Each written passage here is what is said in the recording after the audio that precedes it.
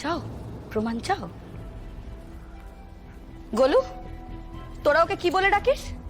কি বলে ডাকিস তোরা ওকে? পার্বতী দি। আর আমায় আমায় কি বলে ডাকতি? তোকে মা ভুবনেশ্বরীর দিব্যি, সত্যি কথা বল গোলু।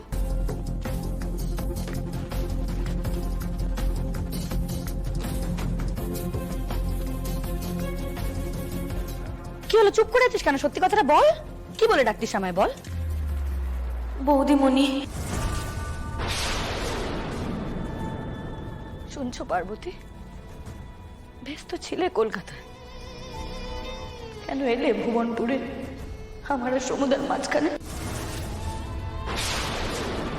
দিনের পর দিন আমি এই পরিবারকে যত্নে রেখেছি, বোনেদের কি লাগবে তার খেয়াল রেখেছি।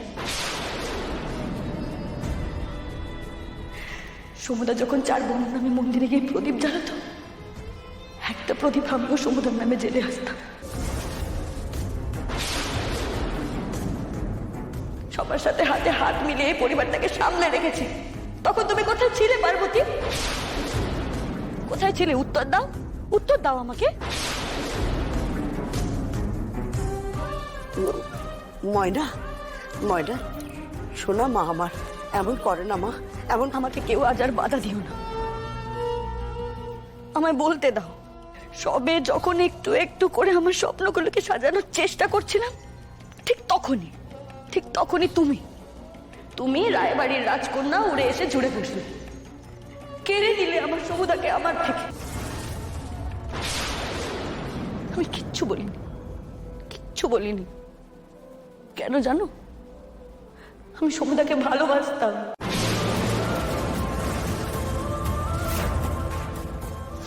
ভেবেছিলাম সমুদা যেটা করে খুশি হয় সেটাই করুক, তাই চুপ করে মাথা নিচু করে অনেক দূরে চলে গেছিলাম। নিজের অধিকারের দাবি করিনি, তবে আজ করছি। আমি আমার স্মৃতির সিঁদুর মুছে ফেলতে চেয়েছিলাম, ভুল করতে যাচ্ছিলাম আবার। আগে যে ভুলটা করেছি সেটাই। আজ আমি আর আমার অধিকার ছাড়বো না, এই সিঁদুর আমি মুছবো না।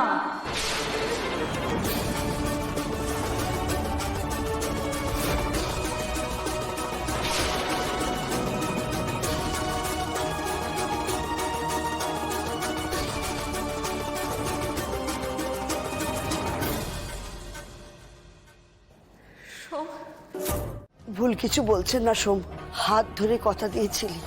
শুধু তাই না, তোর বাবা মার সামনে কথা দিয়েছিলি যে তুই তার মেয়েকে আশ্রয় দিবি, আমাদের বাড়িতে সে থাকবে, তার কোনো চিন্তা নেই।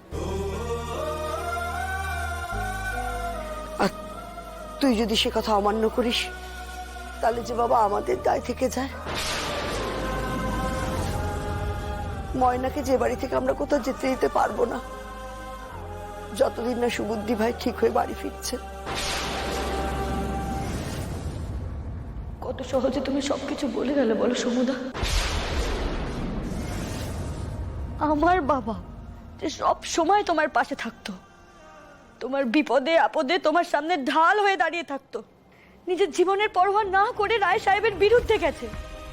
রায় সাহেব যে তোমার সব সময় ক্ষতি চায়, সেই রায় সাহেবের মেয়ের জন্য তুমি তার মেয়েকে বাড়ি থেকে বার করে দেবে সমুদা? এটা হতে পারে না।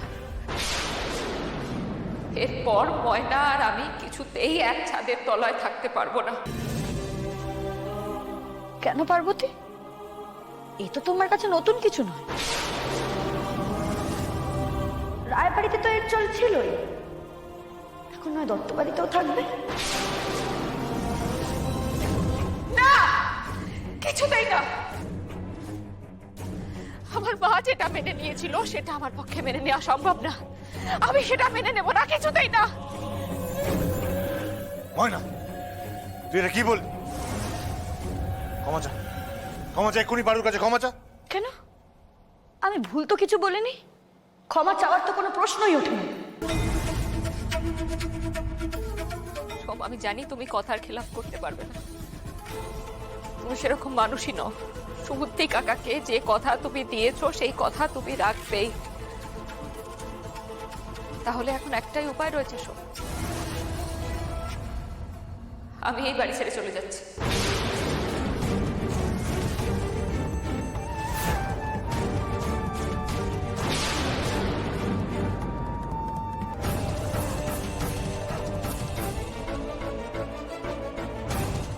কি বলছো তুমি এসব কথা?